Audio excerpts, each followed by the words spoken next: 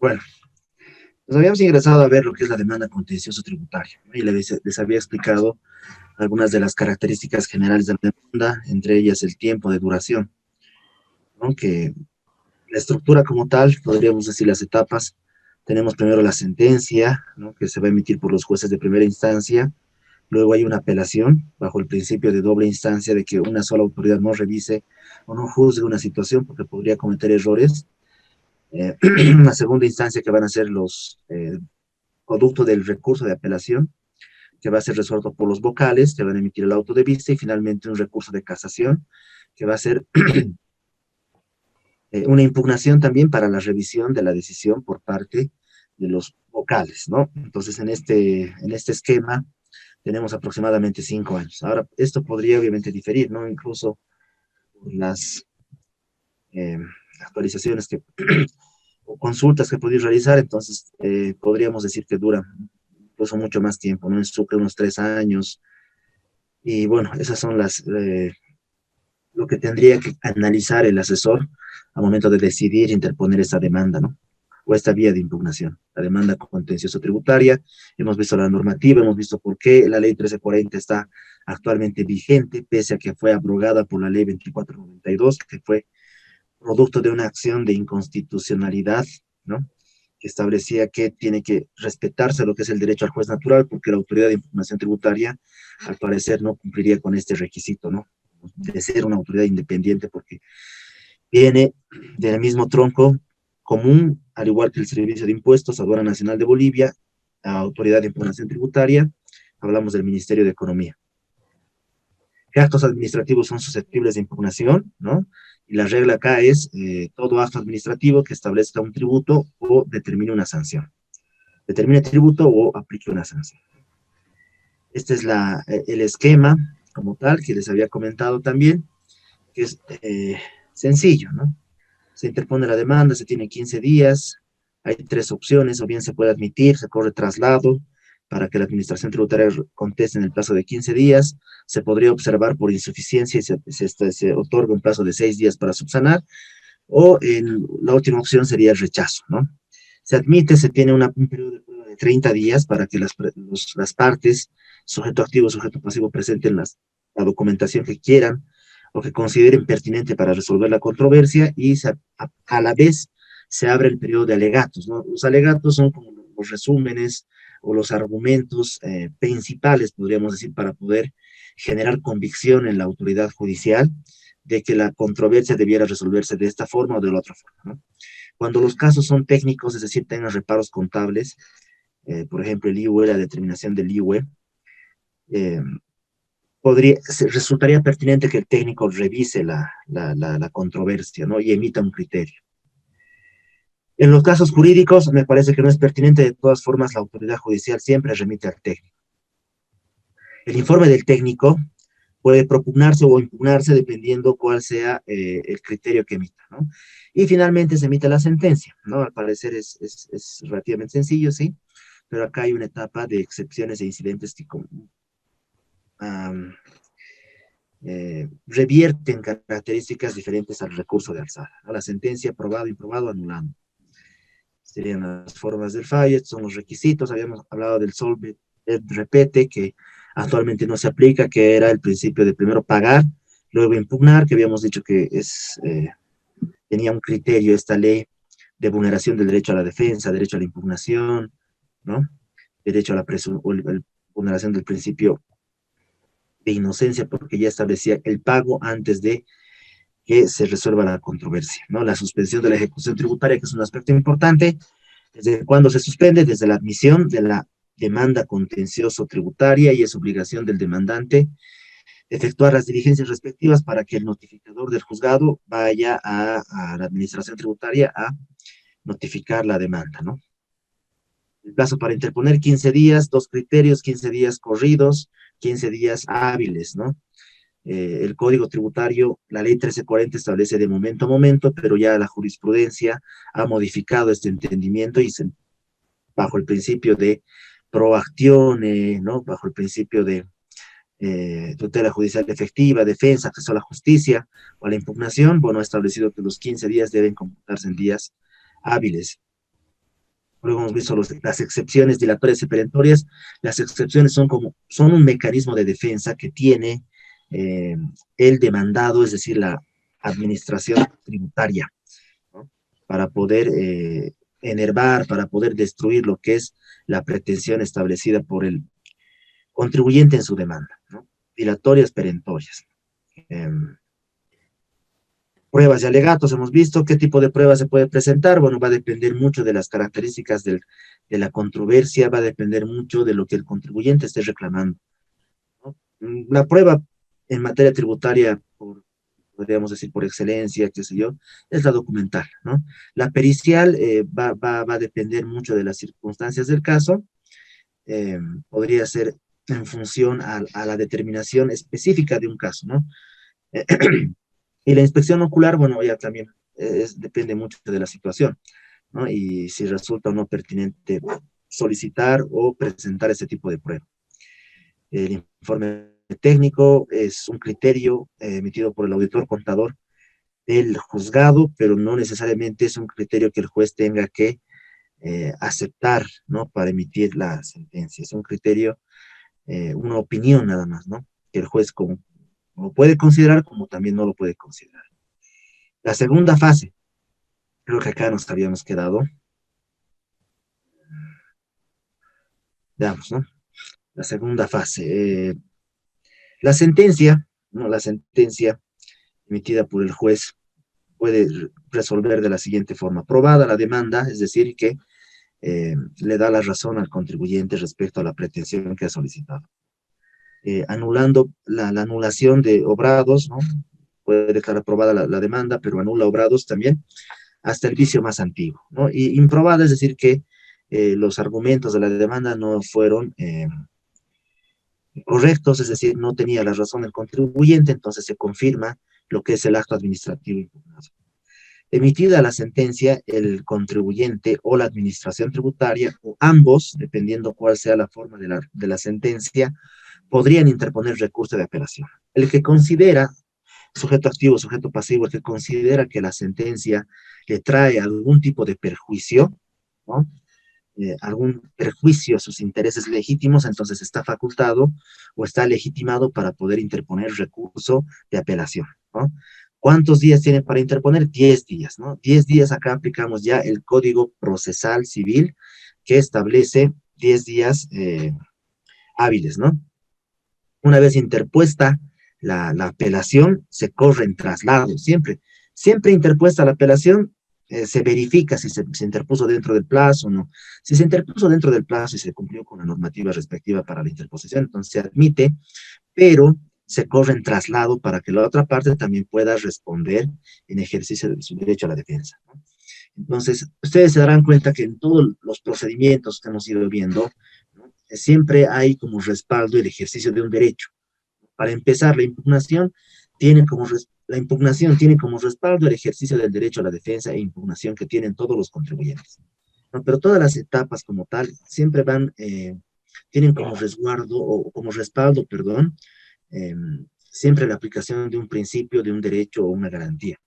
En este caso, el derecho que tiene cualquiera de las dos partes a responder lo que es el recurso de apelación presentado por la parte que se consideró afectada, ¿no? 10 días para responder y bueno, una vez que se responde con la respuesta o sin la respuesta, se admite la apelación y se remiten obrados al Tribunal Departamental de Justicia, a las salas sociales. En La Paz tenemos 3 salas sociales: la sala social primera, segunda, tercera, que resuelven controversias de acuerdo a su competencia. Hablamos de casos de la Ley General del Trabajo, laborales, hablamos de temas administrativos de impugnación, coactivos fiscales, ¿no? Y hablamos de procesos contenciosos tributarios, ¿no? Hay otras salas, las civiles, las salas penales, ¿no?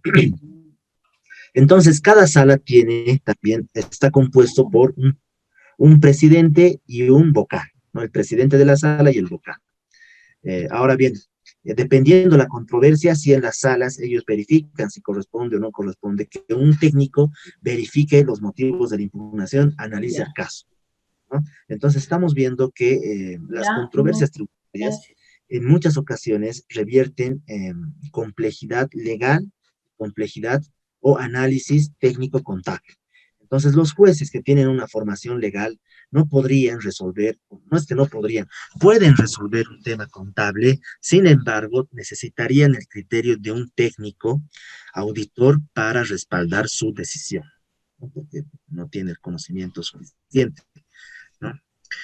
Entonces, el técnico, dependiendo de las características del caso, va a emitir un informe y este informe también es, si bien no está en la normativa, en la ley 1340, propugnar o impugnar, bueno, pues en el ejercicio del derecho a la defensa, las partes podrían decidir propugnar el informe, es decir, defender el informe o en todo caso impugnar el mismo, ¿no? Ahora, una vez que se emite el informe técnico, se hace un sorteo del vocal relator, es decir, de los dos, el presidente y del vocal, cuál de los dos va a elaborar el proyecto de auto de vista, ¿no? Entonces, el sorteo del vocal relator también es notificado en secretaría de la sala, ¿no? Una vez que se sortea cuál va a ser el vocal relator del auto de vista, entonces ya estamos pendientes de que muy pronto ya se va a emitir el auto de vista respectivo, ¿no? El auto de vista también tiene Amor, vas a estas apagar la formas de, TV si no estás viendo. por favor, no puedo, no tengo la opción de silenciar, pero les pediría por favor las personas que están con su micrófono puedan silenciar el mismo, efectos de que no se interrumpa la clase. Muchas gracias. Entonces el auto de vista no puede confirmar la sentencia, puede revocar la sentencia total o parcialmente, o puede dejar sin efecto, puede anular obrados, podría anular la sentencia, podría anular incluso, dependiendo cuáles sean los reclamos, podría anular eh, actos administrativos emitidos por la administración tributaria, ¿no? Eh, un aspecto importante de la apelación, que también de alguna forma ya lo hemos visto, es lo siguiente, ¿no? En el recurso de alzada jerárquico, todas las actuaciones se notifican en el domicilio, eh, bueno, no en el domicilio, las notificaciones se realizan en secretaría, ¿no?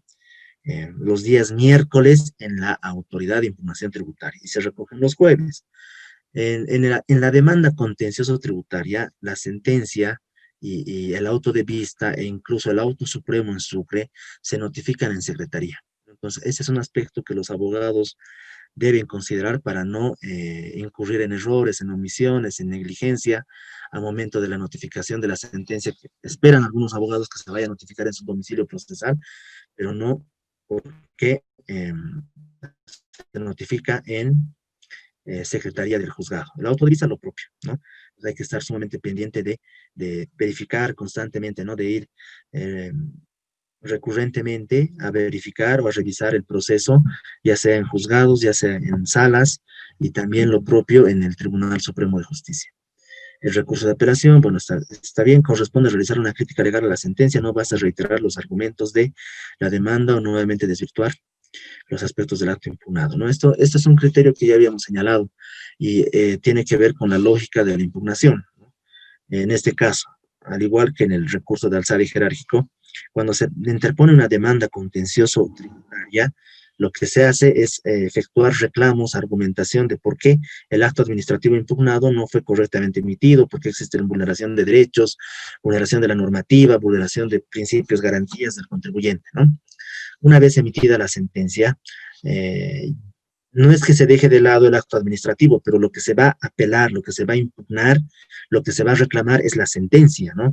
Y la sentencia tiene un criterio expuesto, ¿no? Por el juez, por el cual va a resolver una controversia. Entonces, la apelación también tiene que ir a enervar la posición o los fundamentos, la motivación establecida en la sentencia, ¿no? No se puede reiterar los mismos argumentos. Entonces, esto es importante eh, considerar al momento de impugnar, ¿no? Acá, si bien a través de diferentes sentencias se restituyó el procedimiento que regula el proceso contencioso tributario, Posteriormente, por disposición de efectos derogatorios de la ley del artículo 300 de la Ley de Organización Judicial, se dejó sin efecto diferentes disposiciones normativas, ¿no? Por lo que el plazo para interponer recurso de apelación es el previsto supletoriamente por el Código Procesal Civil, ¿no? Entonces, acá es simplemente verificar qué normativa corresponde aplicar en diferentes etapas. Yo sé que en esta parte podríamos llegar a confundirnos, ¿no? ¿Por qué? Porque tenemos diferentes normas que se llegan a aplicar, ¿no? En este caso, nuevamente, ¿qué procedimiento regula la demanda contencioso tributaria? En primera instancia, lo que regula va a ser la ley 1340, ¿no? Todo lo relacionado con el proceso contencioso tributario.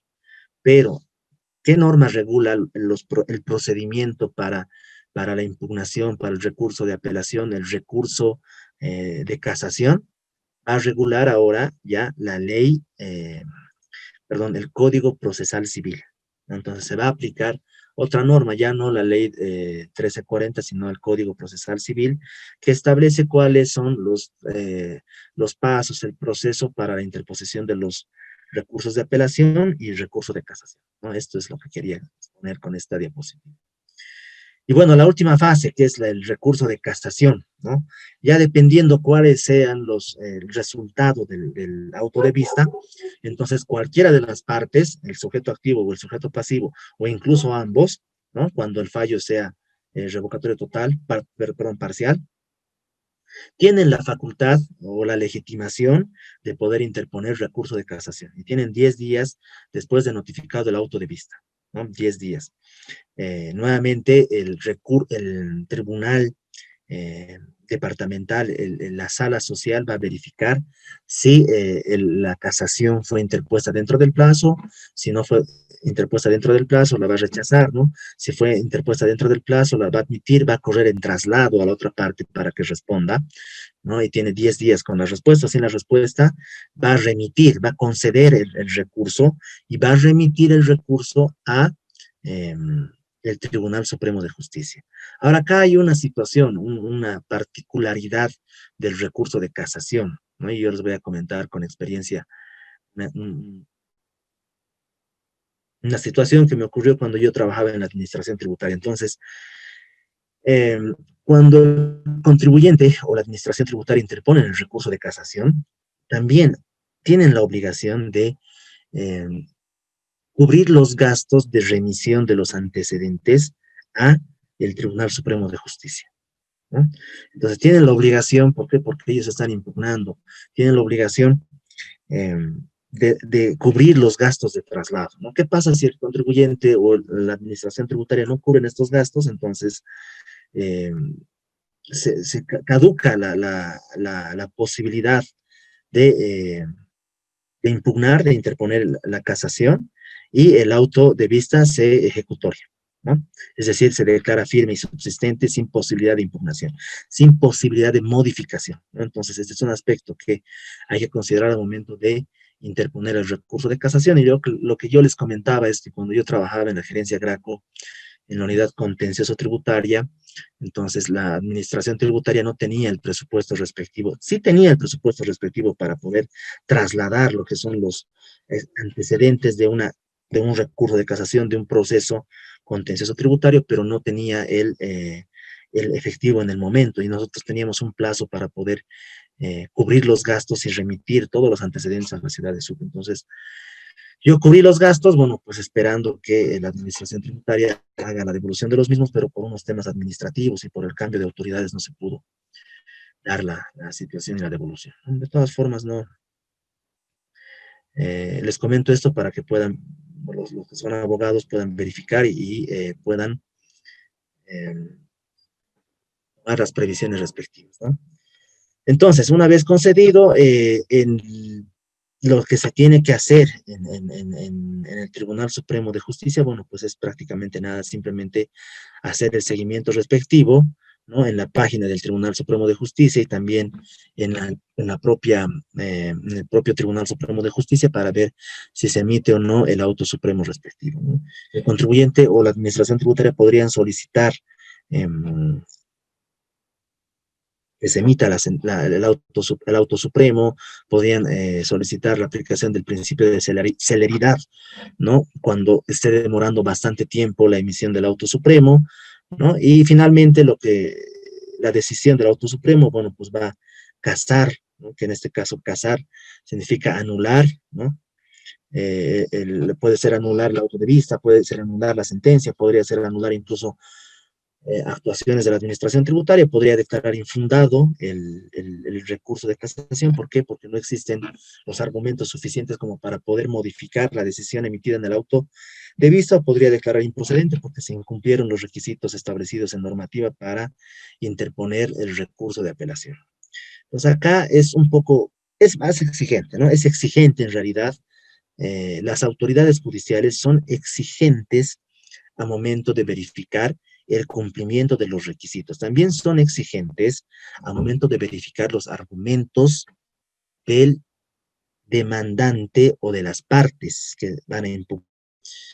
Improcedente en este caso, ¿por qué? Porque no ha cumplido con la normativa, no ha cumplido con los criterios jurídicos establecidos por normativa, la impugnación no ha sido clara, no se entiende lo que está pidiendo, es decir, en la etapa de impugnación por la vía judicial, el Tribunal Supremo, los jueces no pueden otorgar más allá de lo que el contribuyente o la administración tributaria han solicitado, han expuesto. No pueden subsanar los errores cometidos por las partes, ¿no? En algunas sentencias, por ejemplo, les voy a comentar, el Tribunal Supremo de Justicia señala, ¿no? El apelante no ha cumplido o el recurrente no ha cumplido con los criterios o con la crítica legal correspondiente, no ha cumplido con la carga argumentativa para que nuestras autoridades, ¿no? Como autoridades podamos resolver e ingresar a los motivos del reclamo. Es decir, en otras palabras, no se entiende lo que el contribuyente o la administración tributaria está reclamando, entonces, como no se entiende, no podemos resolver, ¿no? Improcedente. ¿Por qué hablo de esta parte? Porque, veamos, en la vida real, ¿no? Lo que sucede, bueno, es que tenemos diferente tipo de profesionales, ¿verdad? Entonces, la experiencia, sabemos muy bien, la experiencia es lo que va a marcar la diferencia con otros tipos de profesionales. Entonces, cuando estamos empezando, como en mi caso, entonces siempre existen ciertas carencias, cierta insuficiencia en la carga argumentativa, cierta falta de práctica, ¿no? Entonces, en palabras jurídicas, el Tribunal Supremo expresa esos motivos, ¿no? No cumplió con la carga argumentativa respectiva, no está la crítica legal para poder resolver, entonces no lo resuelve y lo declara improcedente. Lo mismo pasa en el auto de vista y también, de alguna forma, también pasa eh, en la interposición de la demanda. ¿Por qué? Cuando la demanda contencioso tributaria no tiene claridad o no se expone claramente o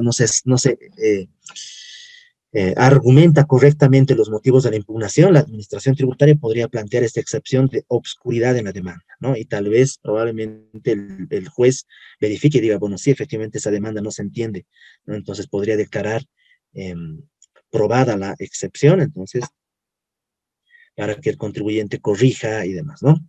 Entonces, lo que yo les quería decir acá es que la demanda contencioso tributaria le exige al contribuyente. ¿Por qué? Porque para la demanda está asesorado por un abogado, ¿no? Porque todos los escritos tienen que estar firmados por un abogado.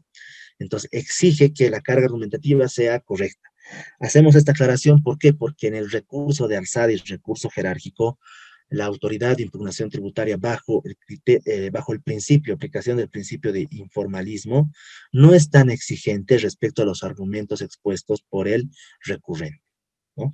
El recurrente podría decir, bueno, la visa de cargo me causa agravios porque no ha determinado correctamente la determinación de la base imponible, y la autoridad de impugnación va a verificar si efectivamente eso es correcto o no es correcto, y va a verificar de oficio, incluso podría decirles si ese reclamo es cierto, más allá de que el contribuyente no haya expresado correctamente, ¿no? Porque considera que no se ha determinado correctamente la determinación de la base imponible.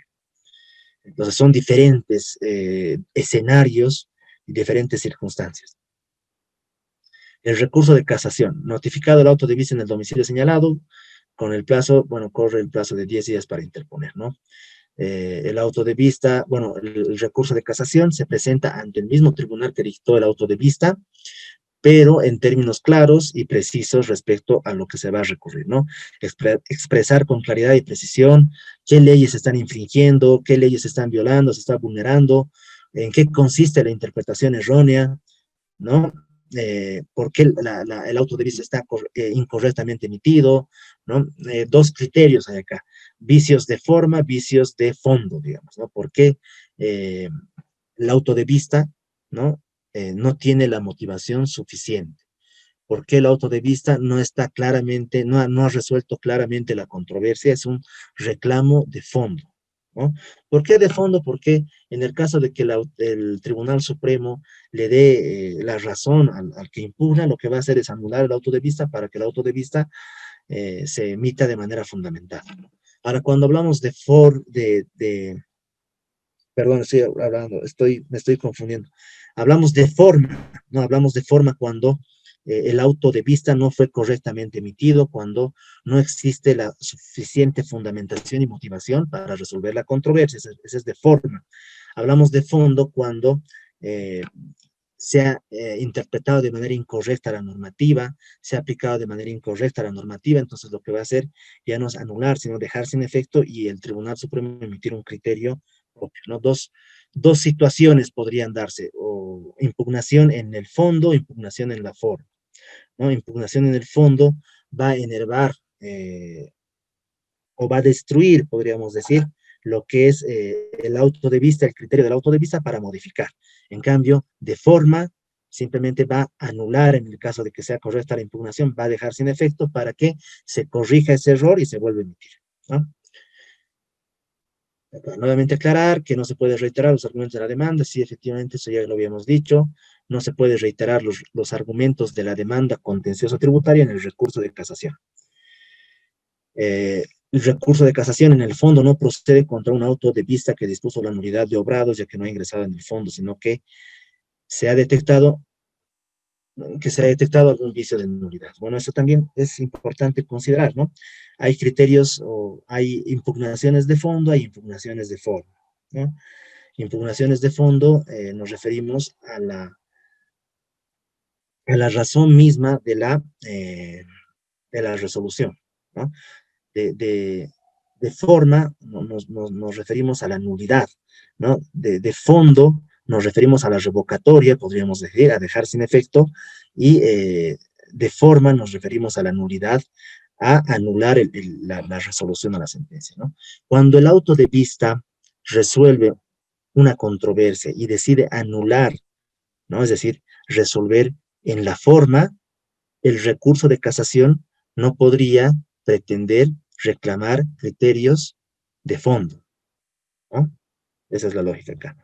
Obligación de cumplir con la técnica recursiva correspondiente al momento de interponer el recurso, ¿no? Esto nuevamente es lo que les había explicado, que el abogado tiene que respaldar correctamente, no con criterios claros por qué está impugnando. Obligación del Tribunal de Casación de resolver el recurso pese al incumplimiento de las formalidades establecidas en la ley. Bueno, la normativa establecía, la normativa del Código Procesal Civil establece cuáles son los requisitos para la interposición del recurso de casación, ¿no? Pero el Tribunal Constitucional en una sentencia ha establecido que eh, independientemente de que se cumplan o no con estos requisitos, basta que el contribuyente o el demandante, el apelante, el recurrente, exprese de manera correcta cuáles son los motivos de su impugnación, ¿no? Es que antes era demasiado formal, podríamos decir, la interposición del recurso de casación. Con el Código de Procedimiento Civil anterior, era sumamente formal, ¿no? La interposición del recurso de casación, había que cumplir con varios requisitos, y entre ellos, por ejemplo, era citar las fojas donde se encontraba el auto de vista, establecer cuál es el criterio, por qué se ha aplicado o se incorrectamente la norma, por qué se ha vulnerado la norma, por qué se ha violado la norma, cuál fue el criterio de violación, qué criterio de interpretación debiera aplicar, qué criterio de interpretación debió aplicar la sala social, ¿no? Entonces era más complicado, pero bueno, con esta sentencia se amolda un poco, es decir, se disminuye, qué sé yo, los requisitos. ¿Para qué? Para que el Tribunal Supremo de Justicia pueda resolver. ¿Por qué? Porque también era un exceso por parte del Tribunal Supremo de Justicia ingresar simplemente a verificar, bueno, no has cumplido con esto, entonces, con este requisito, entonces no voy a resolver. Entonces, podríamos decir que era como una excusa utilizada por el Tribunal Supremo, no resolver porque no se ha cumplido con uno que otro requisito que podría, que no necesariamente era importante. Veamos, la falta de técnica recursiva y pericia procesal, dice, ¿no? Hace inviable que el recurso de casación sea resuelto. Eh, Básicamente lo que les había explicado, ¿no? Es que el apelante, el recurrente, tiene que argumentar correctamente los motivos de la impugnación. De lo contrario, no va a ser resuelto por el Tribunal de Casación. Hasta acá. Básicamente, este es el esquema general de lo que es la demanda contencioso tributaria. Hemos visto el recurso de alzada, demanda contencioso, recurso de alzada, recurso jerárquico, demanda contencioso administrativa, ¿no? Y finalmente la demanda contencioso tributaria. ¿Alguna consulta que quieran realizar? ¿Algún comentario, por favor?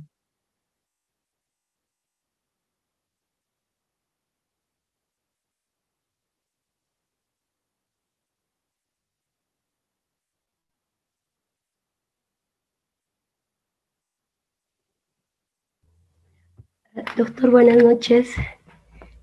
Buenas noches. Una consulta. En el caso que usted mencionaba que en estos recursos, tanto de apelación como de casación, ya no se pueden presentar los mismos argumentos, se tiene que realizar una crítica legal, mencionaba, ¿verdad? ¿Qué tipo de crítica se refiere? O un ejemplo, más o menos, si nos podría brindar, por favor. Gracias. Ya. Muy bien. Entonces, ¿a qué me refiero cuando no se puede reiterar los mismos argumentos? Pónganse, básicamente la lógica de las etapas de la impugnación. ¿Por qué? Primero veamos el acto administrativo impugnado. Pónganse una resolución determinativa, ¿no? Una resolución determinativa que establece una deuda tributaria. El contribuyente le impugna, ¿no? Interpone el recurso de alzada, o pongamos la demanda contencioso tributaria, cualquiera de las dos. Entonces tiene que exponer por qué la resolución determinativa y el procedimiento de determinación, qué sé yo, son incorrectos, porque hay una situación que tiene el contribuyente de reclamar, ¿no? Podría ser la notificación, ¿no? La notificación de la visa de cargo, podría ser la vulneración de la notificación con la resolución determinativa, podría ser, qué sé yo, la determinación de la base imponible sobre base cierta, sobre base presunta. Es decir, podrían existir diferentes tipos de argumentos que el contribuyente va a reclamar respecto al acto administrativo o al procedimiento, ¿no? Ahora bien, pónganse, si el contribuyente reclama, por ejemplo, la determinación de la base imponible, que ha sido establecida sobre base cierta cuando el único criterio utilizado por la administración tributaria fueron los depósitos bancarios efectuados a las cuentas del contribuyente. La autoridad de impugnación tributaria o el juez de primera instancia, en este caso, tendría que resolver ese reclamo, ¿no? Y cualquiera de los dos, ya sea la autoridad regional o el juez de primera instancia, verificaría y le da la razón a cualquiera de los dos, ¿no? Podría decir, por ejemplo, bueno, los depósitos efectuados a las cuentas del contribuyente, ¿no? Es un indicio y es un criterio, ¿no? Es una situación que hace presumir que efectivamente esos depósitos corresponden a ingresos producto de la actividad que el contribuyente ha realizado, por lo tanto, se confirma lo que es la resolución determinativa, ¿no? Pónganse como ejemplo. Entonces, ¿cuál va a ser el criterio para interponer el recurso jerárquico? ¿Cuál va a ser el criterio para interponer el recurso de apelación? O sea, ya no podríamos, ya no se puede reclamar lo mismo que se ha reclamado al momento de interponer el recurso de alzada, o la demanda contencioso tributaria. Lo que se tiene que enervar, lo que se tiene que argumentar, lo que se tiene que destruir es el razonamiento expuesto por la Autoridad Regional de Impugnación Tributaria en la resolución de recurso de alzada, o el razonamiento expuesto, la fundamentación, motivación expuesta por el juez de primera instancia en la sentencia. Entonces, ahí tendríamos que decir, el juez ha valorado y ha expuesto, considera, no a su criterio, de que los depósitos efectuados a las cuentas bancarias del contribuyente son suficientes indicios. Sin embargo, ¿no? Y ahí tendríamos que enervar, no ha considerado esta razón, este otro extremo, que de acuerdo a la hermenéutica, podríamos decir, de, o la estructura del impuesto, los depósitos efectuados a las cuentas del contribuyente no perfeccionan el hecho generador del tributo, no ha considerado precedentes judiciales o jurisprudencia que el Tribunal Supremo ha emitido, no ha considerado precedentes administrativos y demás. Entonces, a eso me refiero cuando no se puede simplemente reiterar los mismos argumentos. Lo que se tiene que hacer es enervar la posición, ¿no?, de lo que se está impugnando, porque ahora no se está impugnando en el recurso de jerárquico y en el recurso de apelación. Lo que se está reclamando ya no es el acto administrativo impugnado, lo que se está reclamando es el razonamiento expuesto por la autoridad que emitió el fallo, ¿no? A eso me refiero. Ahora, ¿por qué les digo por qué no corresponde reiterar? O sea, no les digo que los argumentos vayan a ser diametralmente opuestos, sino ¿en qué sentido? Yo he visto impugnaciones en las cuales el contribuyente interpone su recurso de alzada, sale la resolución del recurso de alzada, reitera in extenso los argumentos expuestos en su recurso de alzada, ¿no?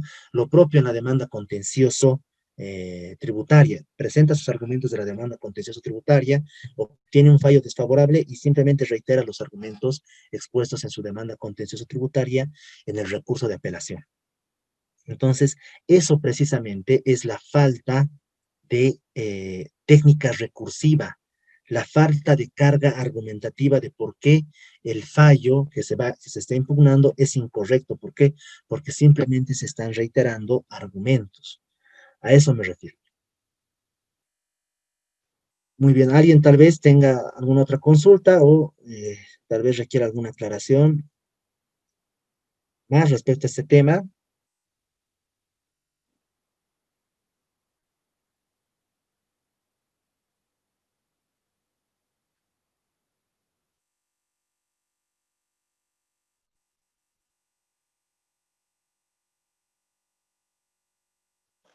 ¿Algún comentario?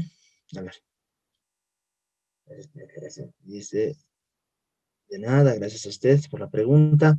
¿Alguien más? Compañeros.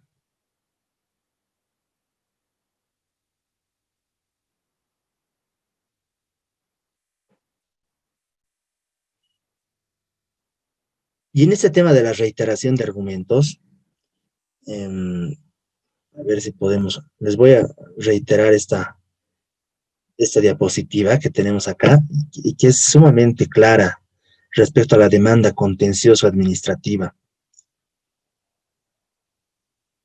Esta, ¿no? La demanda contencioso. Que este criterio o este razonamiento de la demanda contencioso administrativa se aplica perfectamente a la demanda contencioso tributaria, ¿no?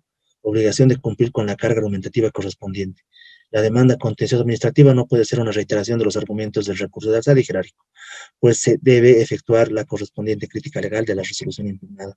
Todas estas sentencias, ¿no?, han resuelto que el contribuyente no puede reiterar, o la administración tributaria, no pueden reiterar los mismos argumentos. Incluso una sentencia constitucional que señala que no se puede reiterar los mismos argumentos. ¿Por qué?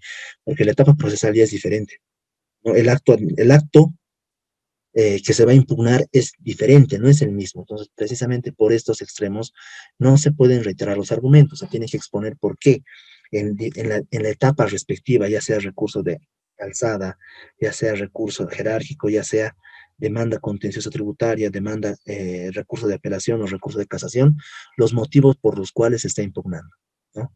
Una reiteración no es viable, ¿no? Por lo menos para los intereses del contribuyente, no es viable que se reiteren los argumentos, puesto que el resultado más probable, el resultado probable es que no se atiendan los argumentos y se confirme el acto impugnado, ¿no? Ahora, hasta acá, si no tienen más consultas, voy a pasar a ver esta última parte, ¿no? La acción de amparo constitucional, ¿no? La autoridad que resuelve básicamente van a ser las salas constitucionales que van a emitir una resolución de acción de amparo constitucional y el Tribunal Constitucional, que va a ser la autoridad que emite las sentencias constitucionales. ¿No? Entonces acá vamos a ver básicamente el principio de subsidiariedad e inmediatez, es decir, ¿cuándo procede una acción de amparo constitucional? ¿No? ¿Y en cuánto tiempo? Básicamente es eso, ¿no? El de subsidiariedad e inmediatez. El de subsidiariedad implica que el contribuyente tuvo que haber agotado todos los mecanismos de impugnación establecidos en normativa, ¿no? Para que el Tribunal Constitucional adquiera competencia para resolver la controversia. ¿No? Esto, ¿qué significa en otras palabras? Cuando existe un acto, se emite una resolución determinativa, la vía de impugnación, la vía de reclamo va a ser, ¿no? Nuevamente acá veremos, o bien el recurso de alzada o bien el recurso jerárquico, ¿no? O bien el recurso de alzada o bien la demanda contencioso tributaria, ¿no? Pero no directamente se puede interponer acción de amparo, ¿no? Ahora, bien, el principio de subsidiariedad que implica que se tienen que agotar todos los mecanismos de impugnación establecidos en la norma para poder acceder a la acción de amparo constitucional. Se interpone el recurso de alzada, ¿no? El recurso legal previsto para continuar la impugnación va a ser el recurso jerárquico, es decir, se interpone el recurso de alzada, se emite la resolución del recurso de alzada, el contribuyente no podría interponer acción de amparo en contra de la resolución del recurso de alzada. ¿Por qué? Porque todavía se tiene un mecanismo de impugnación establecido por norma, ¿no? Y lo propio en la demanda contencioso tributaria. Si el contribuyente interpone demanda contencioso tributaria, se emite la sentencia en contra de la sentencia del contribuyente o la administración tributaria no podrían interponer acción de amparo constitucional, ¿no? Tiene que resolverse hasta la última instancia establecida en normativa la impugnación para que recién se aperture la posibilidad de interponer una acción de amparo. A eso nos referimos con la subsidiariedad, ¿no? Porque si el contribuyente interpone de manera directa la acción de amparo constitucional, entonces lo va a declarar el Tribunal de Garantías, va a declarar esa acción de amparo improcedente por el incumplimiento a este principio, a este requisito de la subsidiariedad, ¿no? Y el principio de inmediatez, ¿qué significa? Que una vez notificada lo que es el acto administrativo, la resolución que se considera vulneratoria de derechos, entonces el contribuyente o la administración tributaria tienen 6 meses para poder interponer la acción de amparo constitucional, ¿no? Entonces, acá vamos a hacer lo siguiente. El recurso jerárquico, en contra del recurso jerárquico, ¿es posible interponer la acción de amparo constitucional? Y la respuesta es sí se puede interponer acción de amparo en contra de la resolución de recurso jerárquico.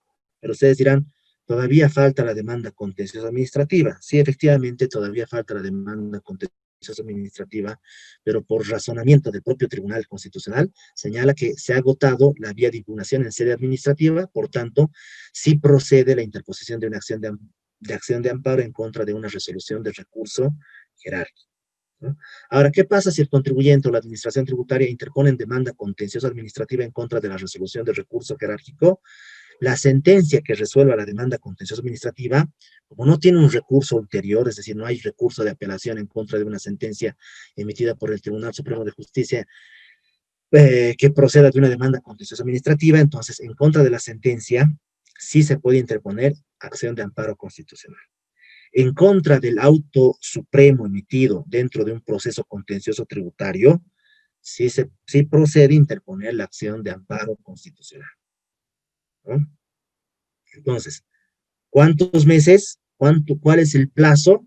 Son 6 meses a partir de la notificación, ya sea con el auto supremo, ya sea con la resolución de recurso jerárquico o ya sea con la sentencia emitida en una demanda contencioso administrativa, ¿no? Una demanda contenciosa administrativa. Ahora, em, ¿por qué el contribuyente o la administración tributaria interpondrían una acción de amparo en contra de una resolución de recurso jerárquico, sentencia de una demanda contenciosa administrativa, auto supremo producto de una demanda contenciosa tributaria? ¿Cuál es la naturaleza de la acción de amparo constitucional? ¿No? La vulneración de derechos y garantías, ¿no? Y en resumen, ¿por qué el contribuyente o la administración tributaria podrían interponer? ¿Qué derecho generalmente se tutela en una acción de amparo producto de un proceso administrativo de impugnación tributaria, producto de un proceso de impugnación judicial? Va a ser el derecho a la motivación y a la fundamentación de la resolución, ¿no? Básicamente, el derecho al debido proceso podríamos dividirlo en tres circunstancias, ¿no? Uno, que la sentencia del Tribunal Supremo de Justicia en una demanda contenciosa administrativa, en una resolución de recurso jerárquico, en un auto supremo, la resolución, pongámosle, no está debidamente fundamentada porque no deja convencimiento en las partes de que el caso se pueda resolver o no se pueda resolver de diferente forma, ¿no? Es decir, no existe la debida fundamentación y motivación, ¿no? La motivación es arbitraria, podríamos decir, la motivación o la decisión efectuada por la autoridad que resolvió la controversia eh, no está correctamente emitida, ¿no? Son criterios, podríamos decir, arbitrarios por los cuales se ha resuelto, ¿no? Eh, Otro de los aspectos podría ser la motivación, pero en sus principios o en sus elementos de congruencia. Eh, Citra petita y ultra petita, es decir, el tribunal o la autoridad ha resuelto menos, ¿no? O ha dejado de resolver uno de los argumentos expuestos por las partes, ¿no? Si el contribuyente, por ejemplo, reclama 4 aspectos dentro de su recurso de casación, estos 4 aspectos tuvieron que ser resueltos en el auto supremo. Si el Tribunal Supremo de Justicia resolvió solamente 3 y se olvidó de uno, entonces ese auto supremo está vulnerando el derecho al debido proceso, vulnerando el derecho a la fundamentación, a la motivación de la resolución, pero de manera infrapetita, es decir, ha resuelto menos de lo que se ha reclamado. Ahora, por ejemplo, si el contribuyente ha reclamado 3 aspectos, ¿no? Tres situaciones, o la administración tributaria ha reclamado 3 situaciones, y en el auto supremo o en la resolución de recurso jerárquico se resuelve una cuarta, ¿no? Se ingresa un argumento que no fue expuesto por ninguna de las partes, entonces la autoridad de impugnación tributaria o el Tribunal Supremo de Justicia han resuelto la controversia de manera ultra petita, es decir, han otorgado más allá de lo que se ha solicitado, ¿no? Ese podría ser otro argumento. Y ahora se me viene a la mente otra situación por la cual se podría interponer una acción de amparo constitucional. Y esto es básicamente en función a lo que habíamos visto a la importancia de la jurisprudencia, ¿no? ¿Por qué la jurisprudencia es importante para la resolución de la controversia en casos de impugnación tributarias, podríamos decir, ¿no? Y este ejemplo sí me va a permitir resolver la controversia. Estos 2 ejemplos, ¿no? Eh, Acá tenemos el derecho a la igualdad, ¿no? En su vertiente procesal. La cesión de derechos grabados la cesión de derechos de televisación del Mundial de Fútbol, ¿no? Están alcanzados por el IVA y por el IT, ¿no? Esa es una de las cuestionantes para poder ingresar a esta diapositiva que le hemos visto, ¿no? Por ejemplo, el Auto Supremo 220 de la gestión 2010 señala, ¿no? Sí está alcanzado el IVA, ¿por qué? Porque es una obligación de dar, ¿no? Acá está la exposición. Se aplicará, debiendo entenderse entonces que el IVA se aplicará además a todo tipo a todo otro contrato de prestación, constituyéndose esta prestación en un deber jurídico que en este caso es el de dar, ¿no? De donde resulta que la prestación de la Federación Boliviana de Fútbol respecto al contrato de cesión de derechos sí está alcanzado por el IVA, sí está alcanzado por el IT, ¿no? Un criterio expuesto por el Tribunal Supremo de Justicia en un auto supremo, en un producto de una demanda contenciosa tributaria. Pero acá tenemos un criterio, criterios diferentes por el propio Tribunal Supremo de Justicia en diferentes sentencias, en diferentes autos supremos. El 309, el 601, el 240 señalan la cesión de derechos de televisación no es igual a la prestación de servicios, por tanto no está grabado con el IVA, sino solamente está grabado con el IT. ¿No? Entonces, ante este criterio, es decir, ante esta situación donde una misma autoridad, el mismo Tribunal Supremo de Justicia, emite criterios divergentes, ¿no? Estamos hablando de la vulneración del derecho a la igualdad. Entonces, como estamos hablando de vulneración del derecho a la igualdad y ya no existen recursos posteriores al auto supremo, entonces se apertura lo que es la acción de amparo constitucional para reclamar, ¿no?, la vulneración de este derecho a la igualdad. Entonces, esta sentencia constitucional, la 259-2014, ha resuelto, ¿no?, dejar sin efecto el auto supremo 220. ¿Por qué? Porque ante un hecho similar, ¿no?, el propio Tribunal Supremo, la misma autoridad, tuvo criterios diferentes. Entonces, acá estamos hablando de vulneración del derecho a la igualdad. Entonces, señala, bueno, pues tienen que explicar, el Tribunal Supremo tiene la obligación de explicar por qué ante un hecho similar existe una resolución diferente. Entonces, deja sin efecto el auto supremo para que el tribunal analice y verifique por qué está modificando el fallo, ¿no? Y lo más probable en esta situación es que se emita un nuevo auto supremo que sea congruente o coherente con la línea jurisprudencial establecida por el propio tribunal. Ese es un ejemplo claro, ¿no? Y lo propio en estos otros, en este otro ejemplo, ¿no? La exención del IT otorgada a al batallón de seguridad privada de la policía. El batallón de seguridad privada de la policía está exenta del pago del IT, ¿no? Entonces, el artículo 76 de la ley 843 establece todas las entidades estatales, ¿no? Y bueno, el criterio del Tribunal Supremo fue divergente también, ¿no? En diferentes casos señaló que la policía tiene una doble función, que en este caso no actúa, digamos, como un ente público, sino actúa como un ente privado. ¿Por qué? Porque le contratan entidades privadas, por ejemplo, bancos, podría ser colegios y demás. Entonces pierde esa naturaleza, podríamos decir, ¿no? Que ese ha sido el razonamiento. Por tanto, las ganancias, qué sé yo, que obtiene, o los ingresos que obtiene el batallón de seguridad privada, si está alcanzado por el IT, ¿no?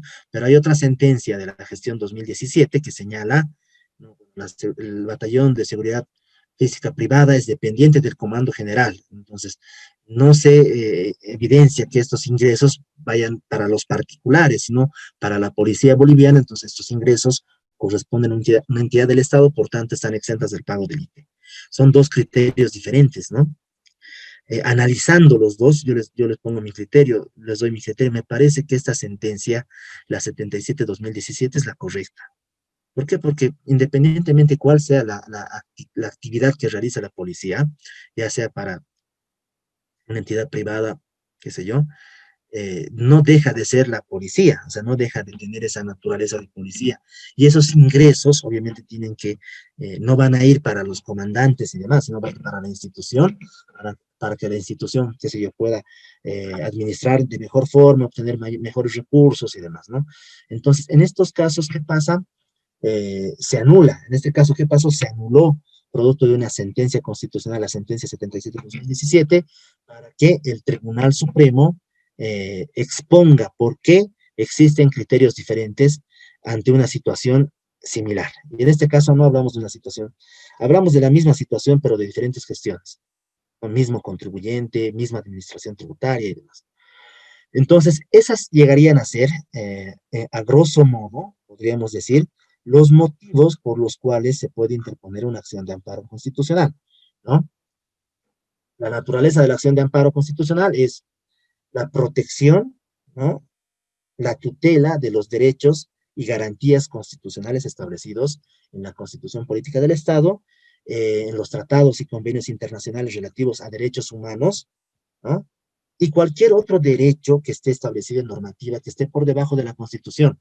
Por ejemplo, el Código Tributario, ¿no? En el artículo, bueno, el Código Tributario tenemos en el artículo 68, si no me equivoco, los derechos del contribuyente, ¿no? Entonces, todos los derechos van a ser tutelados a través de la acción de amparo constitucional, pero siempre y cuando se cumpla con el principio de subsidiariedad, es decir, que se hayan agotado todas las vías para la impugnación y se interponga dentro del plazo establecido, se cumpla con el principio de inmediatez, es decir, dentro de los 6 meses posteriores a la notificación con el acto, con la resolución, que se considere vulnere los derechos y garantías del contribuyente, ¿no?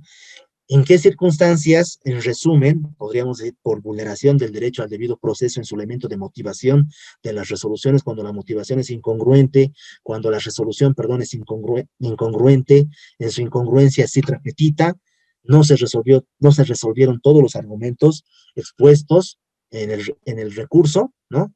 O cuando sea ultra petita, es decir, se resolvió más allá de lo que se solicitó, cuando la resolución sea arbitraria, los fundamentos, la motivación no tenga, qué sé yo, un razonamiento coherente, ¿no? Lógico, no deje convencimiento de que la problemática no pueda resolverse de diferente forma, o por otro lado, se haya vulnerado el derecho a la igualdad en su vertiente procesal, ¿no? Cuando existan diferentes tipos de resoluciones por una misma autoridad ante hechos similares, ¿no? Bueno, por procedimiento, una vez que se interpone la acción de amparo constitucional, en el caso de La Paz tenemos 3 salas constitucionales. Creo que se creó una 4ª sala constitucional que va a resolver esta controversia, ¿no? Acá lo vemos, este es el esquema, digamos. ¿Quién va a resolver la acción de amparo constitucional? En La Paz tenemos 3 salas constitucionales, ¿no? La primera y la segunda en la ciudad de La Paz, la tercera en la ciudad del Alto. Eh, Se interpone la acción de amparo, como en todas las controversias en materia judicial, se realiza un sorteo, es decir, para que caiga, se radique la impugnación, la acción de amparo, perdón, en una de las 3 salas, ¿no? Y estas salas van a verificar el cumplimiento de los requisitos para admitir la acción de amparo o para observar, para que se subsane, o simplemente para declararlo improcedente, que no cumplió con los requisitos y demás, ¿no?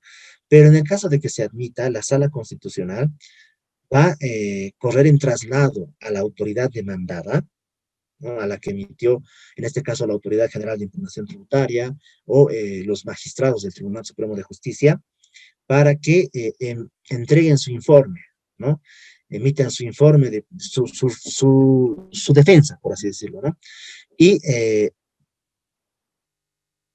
va a establecer también el Tribunal de Garantías, o va a fijar, perdón, la audiencia, ¿no? La audiencia de acción de amparo constitucional, en la cual se van a exponer lo que son los argumentos de las partes, ¿no? Y ahora, en la audiencia de acción de amparo constitucional no es posible que el contribuyente añada argumentos que no hayan sido expuestos en la acción de amparo constitucional, ¿no? Es decir, no puede haber sorpresas dentro de la audiencia de acción de amparo constitucional.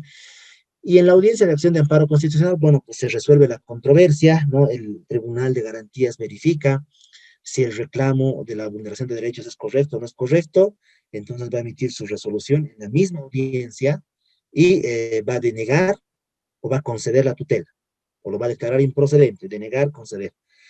De todas formas, la resolución que emita el Tribunal de Garantías, hablamos de la sala constitucional primera, segunda, tercera en la Ciudad de La Paz y el Alto, va a ser remitida en revisión al Tribunal Constitucional Plurinacional, y el Tribunal Constitucional Plurinacional en Sucre, ¿no? Va a verificar si la decisión fue correcta o no. Entonces, si fue correcta, va a confirmar; si no fue correcta la decisión, va a revocar, ¿no? Y va a decidir si corresponde o no otorgar la tutela. Muy bien, hasta acá, posibilidad de interponer acción de amparo en contra de una resolución de recurso jerárquico sin agotar, sin necesidad de agotar la vía judicial. Lo que se había dicho, ¿no? El principio de subsidiariedad en contra de la resolución del recurso jerárquico se puede interponer acción de amparo, sí se puede interponer porque se agotó la vía de impugnación en sede administrativa, ¿no? Ahora acá, imposibilidad de activar dos vías de impugnación, demanda contenciosa administrativa y acción de amparo constitucional. Es decir, en contra de una resolución de recurso jerárquico. Estamos viendo específicamente la resolución de recurso jerárquico. El contribuyente, si considera que la resolución de recurso jerárquico o la administración tributaria le causa agravios, bueno, pues podría escoger la demanda contenciosa administrativa o la acción de amparo constitucional. ¿Cuál es la diferencia? La demanda contenciosa administrativa va a verificar también vulneración de derechos, garantías y principios, pero también puede ingresar al fondo de la problemática. Es decir, si los reparos son técnicos, ¿no? Si no hay interpretación correcta de la norma respecto a la controversia como tal, la autoridad, el Tribunal Supremo de Justicia va a poder ingresar a verificar esos aspectos. En cambio, el Tribunal Constitucional no puede verificar aspectos de fondo de la controversia. Es decir, las decisiones del Tribunal Constitucional siempre van a ser o bien confirmando o bien revocando o anulando. Pero no podría decir el Tribunal Constitucional, no podría en sus sentencias constitucionales, ¿no? Establecer que la resolución determinativa fue correctamente emitida, no podría ingresar a ver esos aspectos. ¿Por qué? Porque su función simplemente es tutelar derechos y garantías. En cambio, el Tribunal Supremo de Justicia sí puede ingresar a verificar los reclamos de fondo del contribuyente, ¿no? Como ejemplo, podríamos poner eh, eh, el que hemos visto, la cesión de derechos de televisación, ¿no? El Tribunal Constitucional no podría ingresar y decir, bueno, pues la cesión de derechos de televisación, ¿no? Está alcanzado por el IVA y el IT, porque no es su competencia.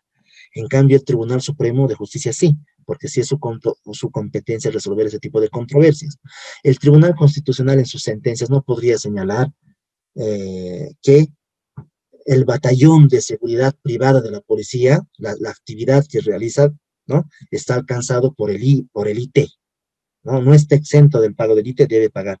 No puede porque no es su función, o sea, solamente puede verificar y tutelar derechos y garantías, pero no podría ingresar a verificar estos aspectos, ¿no? El que sí puede verificar, el que tiene competencia va a ser el Tribunal Supremo de Justicia. Entonces, acá, en contra de una resolución de recurso jerárquico, ya el contribuyente, el analista jurídico, el asesor contable jurídico, tiene que verificar si corresponde interponer una demanda administrativa para que se ingrese a los aspectos de fondo o también de forma, o podría interponer una acción de amparo constitucional por la vulneración de derechos y garantías.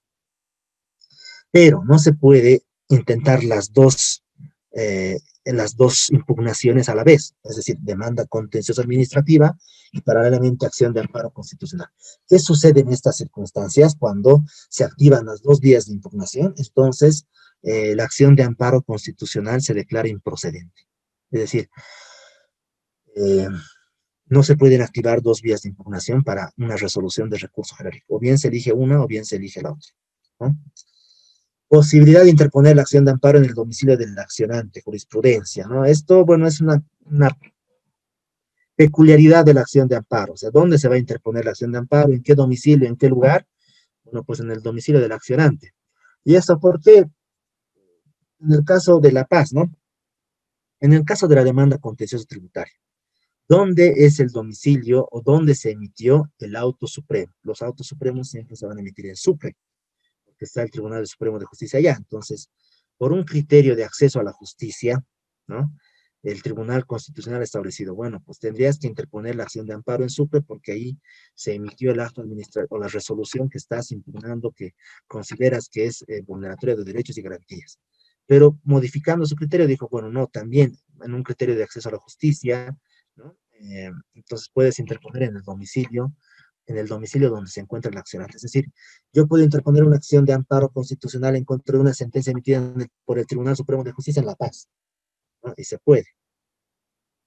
y obviamente se tiene que correr con las notificaciones para que los magistrados del Tribunal Supremo de Justicia de Sucre tomen conocimiento y emitan el informe respectivo en ejercicio de su derecho a la defensa, ¿no?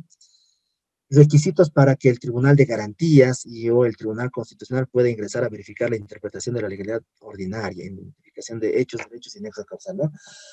Uno de los requisitos para interponer la acción de amparo, bueno, también es identificar los hechos, ¿no? Los argumentos de hecho, qué es lo que ha pasado, de dónde proviene los reclamos, ¿no? Identificar los derechos vulnerados y obviamente establecer un nexo causal entre los hechos y los derechos vulnerados. ¿No? Esa es una obligación que tienen que cumplir obviamente los accionantes. Ahora, no es común, ¿no? Aunque se ha vuelto en algunas materias, por ejemplo en penal, interponer acción de amparo, amparo, ¿no? En materia tributaria no es tan común interponer acción de amparo, o sea, no se lo puede considerar como un mecanismo de impugnación a la acción de amparo. Hay que respaldar correctamente cuáles son los criterios por los cuales la resolución por la cual se está interponiendo la acción de amparo vulnera algún derecho o alguna garantía constitucional, ¿no? Imposibilidad de reclamar aspectos controvertidos, ¿no? La vía constitucional protege derechos consolidados, no expectaticios, ¿no? Nuevamente, ¿cuál es la competencia del Tribunal Constitucional? Tutelar derechos, restituir derechos y garantías constitucionales o infralegales o supraconstitucionales, derechos humanos y demás, ¿no? Pero no podría ingresar a verificar la legalidad ordinaria. Por ejemplo, al Tribunal Constitucional no le interesaría verificar una controversia respecto a la depuración de crédito fiscal de las facturas, ¿no? Entonces no le interesa ver. No es que no le interesa, no es competencia del Tribunal Constitucional verificar aspectos controvertidos, ¿no? Simplemente verificar si se vulneró o no se vulneró algún derecho o garantía constitucional. Por eso, precisamente, el Tribunal Constitucional no se puede valorar prueba, ¿no? Que pueda presentar, digamos, las partes. ¿Por qué? Porque no es una instancia que vaya a resolver controversias, que vaya a ingresar al fondo. Simplemente se va a verificar vulneración de derechos y garantías. ¿Se puede presentar fotocopias simples en acción de amparo? Sí se puede presentar. ¿En qué casos? Bueno, pues la acción de amparo ha sido modulada por diferentes tipos de sentencias y se ha ido flexibilizando varios de los requisitos o varias de las condiciones que se establecían. Por ejemplo, una de las condiciones anteriores era que toda la documentación que se presente tenga que ser legalizadas o originales, ¿no? Pero ahora el contribuyente, el accionante, el que va a interponer la acción de amparo, puede presentar fotocopias simples. ¿Y tienen valor las fotocopias simples? Sí, en ejercicio del derecho a la verdad material y en ejercicio del derecho, de la prevalencia que tiene el derecho a la verdad material respecto al formal. Entonces sí puede presentarse fotocopias simples, siempre y cuando la otra parte no desconozca la información o la validez de la información que tienen esas fotocopias. Entonces sí es posible. Posibilidad de interponer una segunda acción de amparo cuando la primera acción de amparo no ingresó al fondo. Si una acción de amparo se interpone dentro de los 6 meses, obviamente, pónganse al mes número 5, y el Tribunal de Garantías verifica y dice improcedente porque no se ha cumplido con tal requisito, ¿no? Le rechaza, improcedente le rechaza, digamos, la acción de amparo. ¿Se puede interponer una segunda acción de amparo?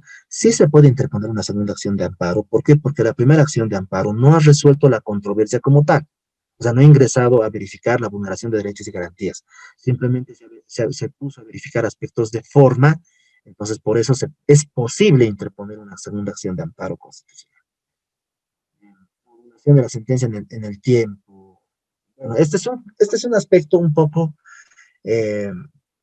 complicado, podríamos decir, para las partes y para el proceso como tal y para la eficacia de las resoluciones. Nuevamente acá, viendo, ¿no? La primera, la Sala Constitucional que va a emitir una resolución de acción de amparo, y esta resolución de acción de amparo va a ser todavía resuelta, revisada por el Tribunal Constitucional. La resolución de acción de amparo, ya sea que conceda o rechace la tutela, es de cumplimiento inmediato, por más que esta resolución se vaya a remitir en revisión al Tribunal Constitucional, ¿no? Entonces, pongamos el ejemplo, se emite una resolución de recurso jerárquico, ¿no? La resolución de recurso jerárquico eh, establece, confirma la resolución determinativa. Pongamos que el reclamo fue en nulidad de la notificación. Confirma la notificación de la resolución determinativa y confirma lo que es la resolución determinativa, ¿no? Se interpone la acción de amparo constitucional y la resolución de acción de amparo constitucional concede la tutela. Es decir, deja sin efecto la resolución de recurso jerárquico, ¿no? Entonces, ¿qué tendría que suceder? La resolución de recurso jerárquico tendría que volver a emitirse, una nueva resolución de recurso jerárquico, ¿no? Y pongamos que la resolución de recurso jerárquico le dé la razón al contribuyente y se anulen la notificación de la resolución determinativa. Es decir, se tiene que volver a notificar la resolución determinativa, ¿no? Se va a volver a notificar, se va a aperturar una nueva impugnación, un recurso de alzada, o podría ser una demanda contencioso tributaria. Mientras tanto, la primera resolución, eh, la resolución de acción de amparo que concedió la tutela, va a estar en revisión en el Tribunal Constitucional. ¿Qué pasa si el Tribunal Constitucional eh,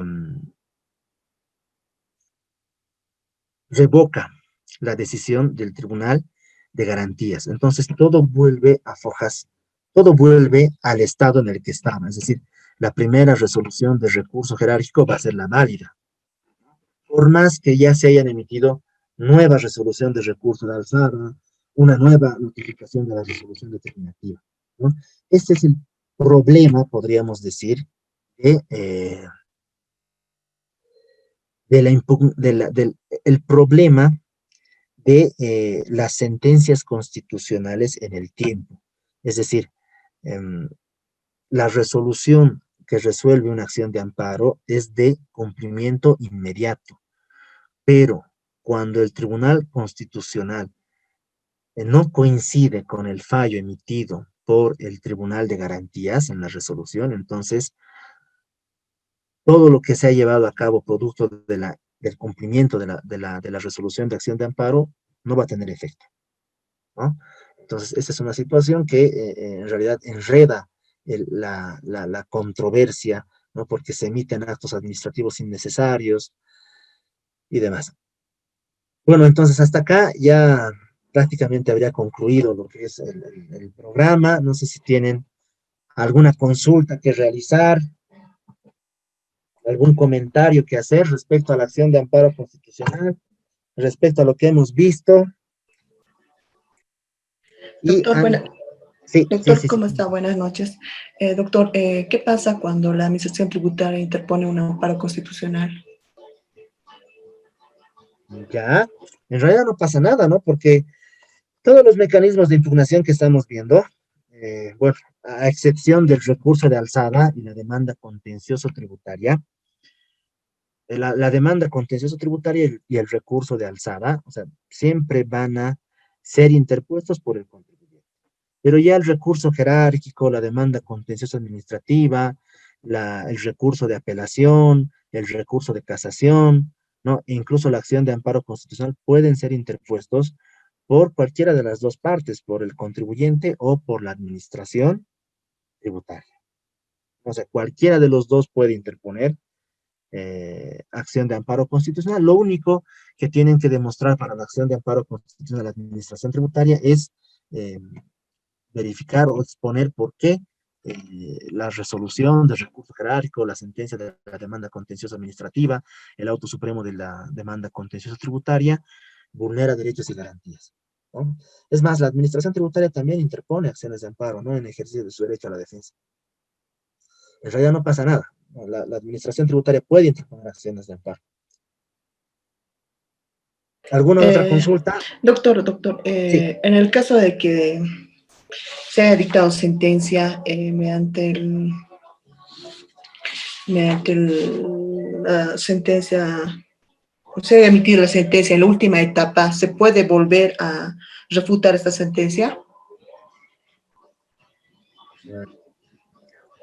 O sea, se ha emitido la sentencia, cuando ya se haya presentado el amparo, se ha dictado sentencia, ¿se puede refutar esta sentencia? A eso me voy. Ah, ya, ya, ya.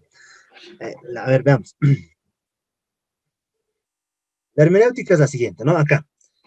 Se interpone la acción de amparo constitucional. La entidad que va a resolver va a ser la Sala Constitucional del Tribunal Departamental de Justicia. La Sala Constitucional va a emitir la resolución de acción de amparo constitucional. Ahora, la pregunta, por lo que entiendo, podría ser, en contra de esta resolución de acción de amparo constitucional, ¿se puede interponer alguna apelación, alguna impugnación? No se puede, ¿no? La resolución de acción de amparo constitucional de oficio se remite al Tribunal Constitucional para que se revise si fue correcta o no fue correcta y se emite la sentencia constitucional plurinacional respectiva, ¿no? Ahora, las sentencias constitucionales se pueden impugnar, ¿no? Es decir, ¿hay un mecanismo para impugnar una sentencia constitucional? Y la respuesta es no. O sea, no, dentro de nuestra estructura jurídica, dentro de nuestro marco normativo, no existe una apelación a la sentencia constitucional. Es decir, este es el último tribunal, podríamos decir, el tribunal de cierre.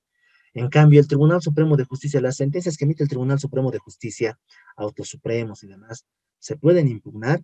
O sea, normativamente no hay un mecanismo de impugnación. Sin embargo, la acción de amparo constitucional está todavía presente para resguardar o tutelar derechos y garantías. Nuevamente, en el caso de que la sentencia emitida por el Tribunal Supremo de Justicia se encuentre indebidamente fundamentado, inmotivado, lo que ya habíamos señalado. Pero en contra de la acción de amparo no existe, en contra de la sentencia constitucional, no existe un mecanismo de impugnación.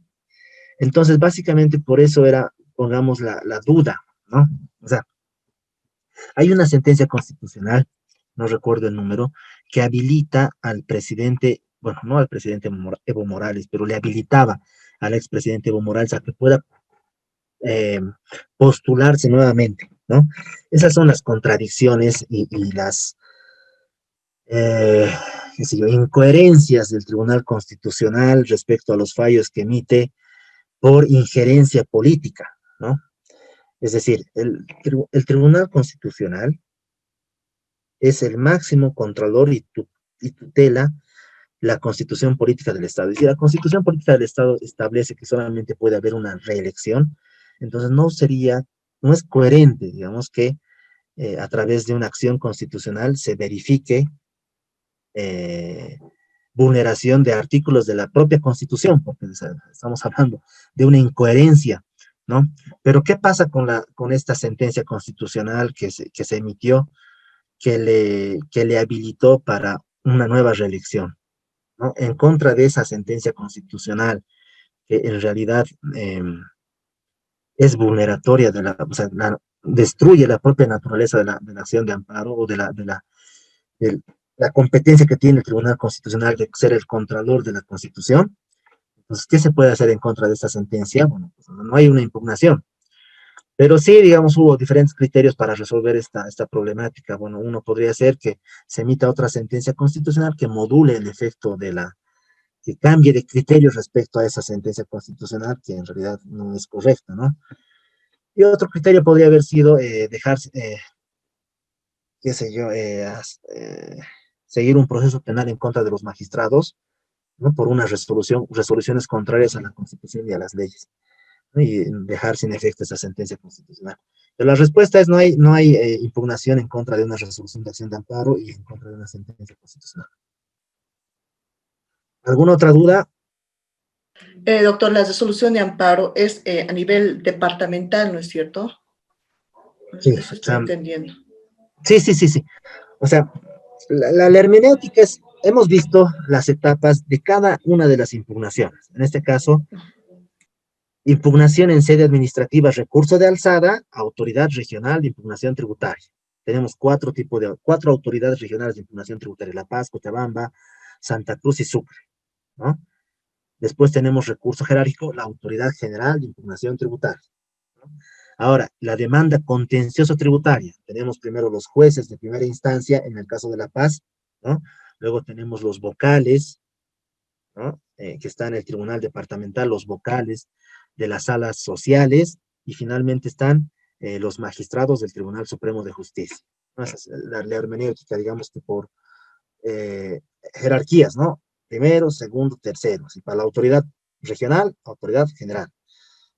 Demanda contencioso tributaria, sentencia, jueces de primera instancia, vocales de segunda instancia y el tribunal, magistrados del Tribunal Supremo de Justicia, ¿no? En el caso de la acción de amparo constitucional tenemos, dependiendo en el departamento en el que se encuentre el accionante, el que va a interponer la acción de amparo, están las salas constitucionales las que van a resolver primero, ¿no? Y esa resolución, esa acción de amparo, esa resolución de acción de amparo va a ser sujeto a una revisión de oficio en el Tribunal Constitucional en Sucre, ¿no? Entonces, todos los departamentos, capitales de departamentos, tienen sus salas constitucionales, ¿no? Que van a resolver las acciones de amparo constitucional y estas van a ser de oficio remitidas al Tribunal Constitucional para que sean revisadas. Y Tribunal Constitucional, uno solo. Sí. doctor, ¿el Tribunal Constitucional puede observar la resolución de acción de amparo constitucional? En realidad lo que van a hacer es revisar y pueden, la sentencia constitucional lo que va a emitir va a ser confirmar o revocar la resolución de acción de amparo constitucional, ¿no? En algunas circunstancias las va a confirmar, dependiendo si la decisión fue correcta o no. Y en otras circunstancias las va a revocar, las va a dejar sin efecto. Pongamos, la resolución de acción de amparo, en determinada acción de amparo, concede la tutela al accionante, le da la razón al accionante. Esta resolución de acción de amparo se va al Tribunal Constitucional, el Tribunal Constitucional revisa y revoca la decisión, revoca la decisión de la resolución de acción de amparo y va a denegar la tutela, ¿no? Es básicamente la hermenéutica que hemos visto respecto a la impugnación. Autoridad inferior, autoridad superior. No sé si ha quedado claro. Gracias, doctor, gracias. De nada. Doctor, una consulta. Sí. Por lo ¿Sí? general, ¿cuánto demora en tiempo la resolución o la sentencia constitucional? Ya. Está un poco afónica, ¿no, compañera? Sí, Tiene que doctor. cuidarse, Sí. tiene que cuidarse la garganta, más aún en estos tiempos de enfermedad, ¿no? Les voy a poner el ejemplo de la ciudad de La Paz, ¿no? La acción de amparo constitucional debiera tramitarse de manera inmediata, rápida, ¿no? Pero lamentablemente en la ciudad de La Paz tenemos la sala social, la sala constitucional primera, ¿no? Donde está como presidente el doctor Israel Campero y la vocal Miriam Aguilar, eh, que no cumplen los plazos procesales establecidos. Por ejemplo, la audiencia de acción de amparo debiera ser efectuada en 24 horas y la resolución debiera emitirse, qué sé yo, igual en el mismo día, digamos, ¿no? Y los antecedentes de la resolución de acción de amparo debieran ser remitidos en 24 horas al Tribunal Constitucional. En el caso de la Sala Constitucional Primera, o sea, se emite, pongámosle, la resolución de acción de amparo y la remisión de antecedentes se está efectuando en un mes, ¿no? En 3 semanas, un mes y medio, ¿no? ¿Bajo qué excusa? Bajo que se están transcribiendo, qué sé yo, la audiencia de acción de amparo. Bueno, independientemente de eso, ¿cuánto tiempo demora el Tribunal Constitucional en resolver una controversia? O resolver, perdón, no resolver una controversia, sino revisar lo que son las resoluciones de acción de amparo. Entonces podrían demorar un año, demoran un año aproximadamente, ¿no? Un año y medio. Están demorando en resolver, ¿no? Muy bien, ¿alguna otra consulta que tengan? Antes de concluir, me olvidaba, por favor pongan un mensaje, como todas las clases, señalando presente, por favor, les ruego. Pongan presente y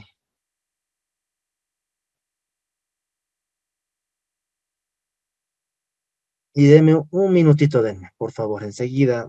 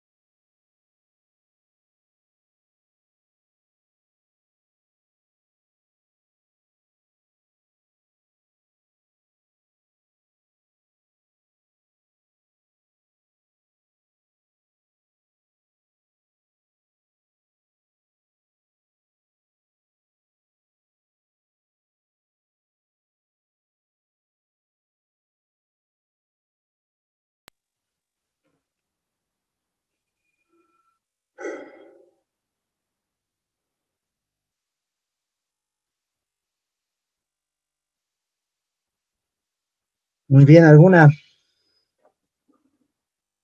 consulta que tengan, comentario?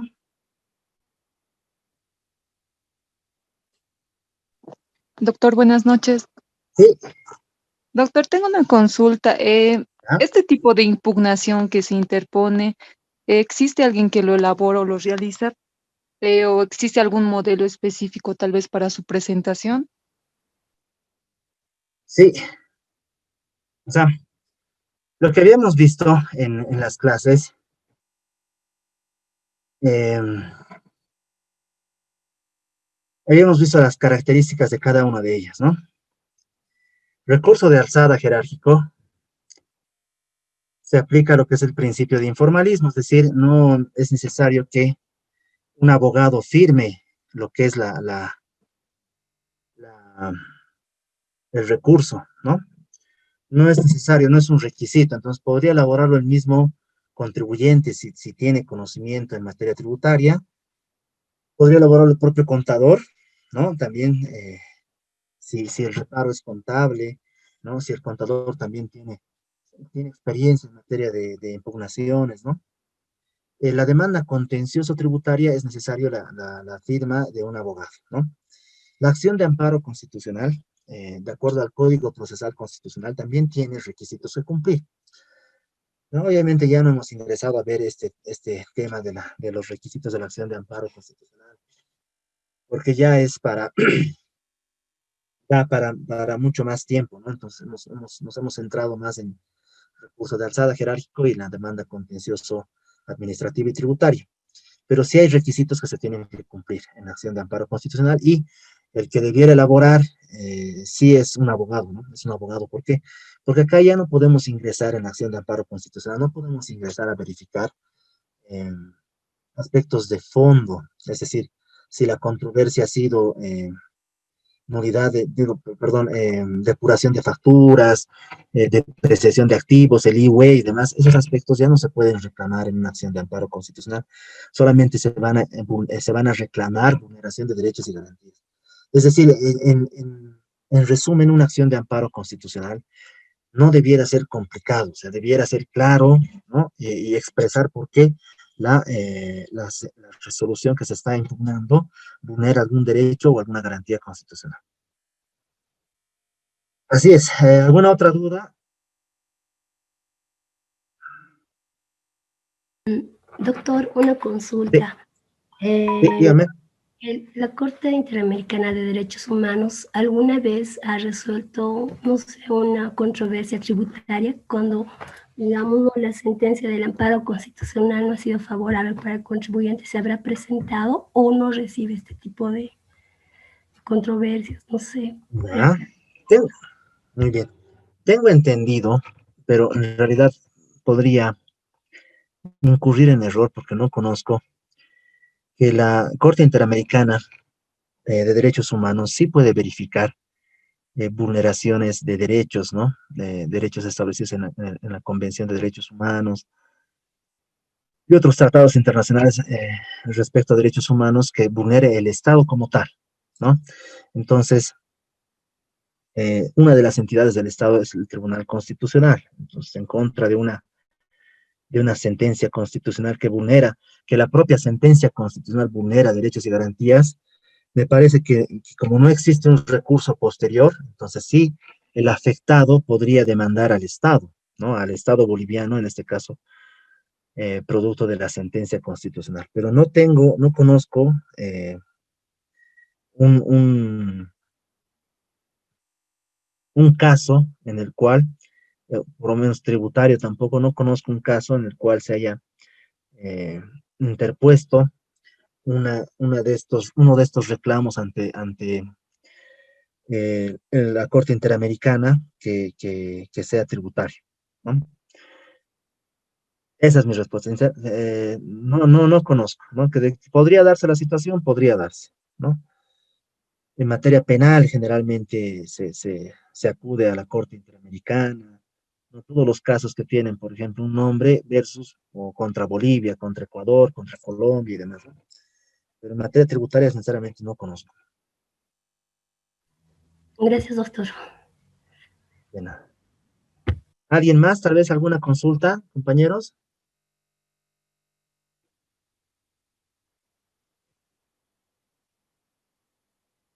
Bueno, entonces el foro como tal, los foros me indican que ya están colgados, que ya pueden verificar, ya pueden responder. Nuevamente son criterios, son preguntas abiertas, ¿no? Con respuestas, no necesariamente todas tienen una respuesta correcta, sino son preguntas de criterio que ustedes pueden responder. El examen, el control de lectura, perdón, está colgado y va a estar colgado, van a poder presentar hasta el domingo. Y el trabajo de el recurso de alzada, ¿no? Ya les he mandado 2 modelos a través también de la licenciada Carmen Rosa Mondori, que ella le pedí el favor de que pueda compartir con ustedes 2 modelos de recursos de alzada y elijan entre cualquiera de las resoluciones determinativa 1 o 2 para que puedan efectuar su recurso, ¿no? Nuevamente, el recurso tiene que ser concreto, claro y corto. No es necesario que sea un recurso así amplio. Aunque lo que les he mandado creo que son amplios, ¿no? Pero ahora obviamente los criterios cambian, ¿no? Antes tal vez era muy redundante en mis argumentos respecto a los recursos, ¿no? Pero ahora prefiero ser más concreto por los extremos que les había comentado en clases. Y lo último, antes de despedirme, era, bueno, a las personas que están interesadas, eh, yo tengo un texto que es precedentes tributarios, que son las sentencias que emite el Tribunal Supremo de Justicia en temas tributarios específicamente, de las gestiones 2016, 17 y 18, ¿no?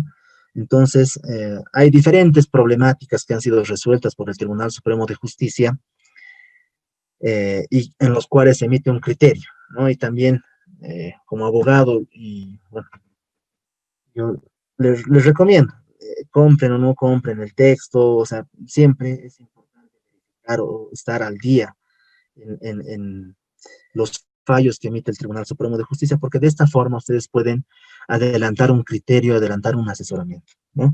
Entonces, a las personas que están interesadas, bueno, pueden escribirme al WhatsApp y, bueno, pues conversamos si están acá en La Paz, la entrega, o si no, si están en el interior, también se puede enviar. Muy bien, con eso entonces me despido. Si no hay más consultas, ¿cuál? Sí. Doctor, ¿cuánto es el costo del texto? A los textos son 2 tomos, ¿no? Se ha publicado 2 tomos, se publicó ya el año pasado, no tengo muchos ejemplares, me han quedado unos cuantos.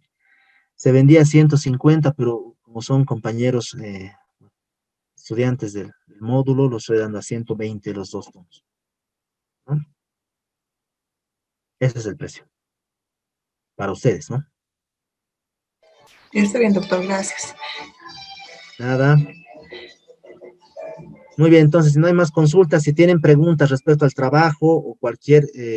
Doctor, algo, sí. Había colgado en la plataforma 2 resoluciones determinativas. Estas resoluciones Sí. determinativas vamos a proceder a elaborar el recurso de alzada, ¿no es cierto? De cualquiera Exacto. de estas 2. Ya, y vamos a considerar el modelo que nos había enviado también mediante nuestra compañera, ¿no es cierto? Ya, ya, doctor, gracias. Solamente de una, ¿verdad? Sí. Ya, doctor, gracias. Ustedes tienen que escoger cualquiera de las resoluciones determinativas que consideren tenga mayores elementos para impugnar, ¿no? Hagan el trabajo de 2 en lo posible y muy excepcionalmente háganlo solos, digamos, ¿no? Pero mejor si lo hacen de 2, así pueden intercambiar criterios. Muy bien, entonces con esto me despido. Muchas gracias por su atención y cualquier duda que tengan posteriormente, yo también estoy abierto para colaborar. Pero eso sí, en alguna ocasión no puedo contestar el teléfono porque estoy con alguna actividad. Entonces, si necesitan ayuda, algún criterio, escríbanme al WhatsApp. Yo generalmente estoy conectado, pero a veces tardo en responder, ¿no? Si es que estoy ocupado. Entonces, muchas gracias por su atención, colegas, y hasta otra oportunidad. Hasta luego. Hasta luego, doctor, gracias. Hasta luego, doctor. Gracias. Buenas noches. Buenas noches. Buenas noches, doctor. Gracias. Gracias, doctor. Buenas noches. Gracias, doctor. Doctor, buenas noches. Buenas noches, doctor. Buenas Gracias, noches. doctor. Buenas noches, doctor. Gracias. Nos vemos, William. Gracias, doctor. Buenas noches. Gracias.